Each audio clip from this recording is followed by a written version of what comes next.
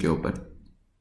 Question number 2 क्या कहता है, which of the following pair और पेयर्स इज और आर करेक्ट। ये दो आर्टिकल्स मैंने इसलिए लिए क्योंकि काफी सारे एग्जाम्स में मैंने देखा है कि इन दो आर्टिकल्स के ऊपर कंफ्यूजन रहता है और इसके ऊपर क्वेश्चन पूछा भी जाता है।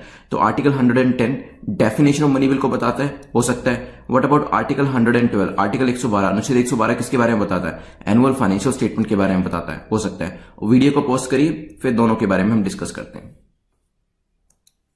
चलिए, तो मैंने आपको यहां पे रीजन बताया। मैंने बहुत बार देखा है कि मनी बिल दे देंगे क्वेश्चन के अंदर और पूछेंगे कि मनी बिल इसमें से कौन से आर्टिकल के अंदर आता है, 110, 111, 112 या फिर 113, इस तरीके से ऑप्शन दे देते हैं। तो कंफ्यूज करने के लिए ये इस तरीके के क्वेश्चन बनाए जाते हैं, क्योंकि मनी बिल का आर्टिकल इंपॉर्टेंट है और जो आपका बजट है that is annual financial statement, इसका आर्टिकल इंपॉर्टेंट है। तो ये आपको जरूरी याद होना चाहिए। सारे आर्टिकल्स चाहे पता हो या ना पता हो वो जरूरी नहीं है। कुछ इंपॉर्टेंट आर्टिकल्स ऐसे होते हैं जिसके बारे में आपको नॉलेज होनी चाहिए। तो फॉर एग्जाम्पल यहाँ पे बजट के लिए that is annual financial statement के लिए आर्टिकल क्या है, आर्टिकल 112, और मनी बिल की डेफिनेशन कहाँ है, आर्टिकल 110 के अंदर। तो दोनों ही स्टेटमेंट हमारी यहाँ पे पेयर हमारे मैच कर रहे हैं, तो आंसर हो जाएगा डी। तो यहाँ पे उपरोक्त दोनों जो है इसका आंसर है। जिन्होंने डी मार्क किया उनका आंसर करेक्ट है। चलते हैं नेक्स्ट क्वेश्चन के ऊपर।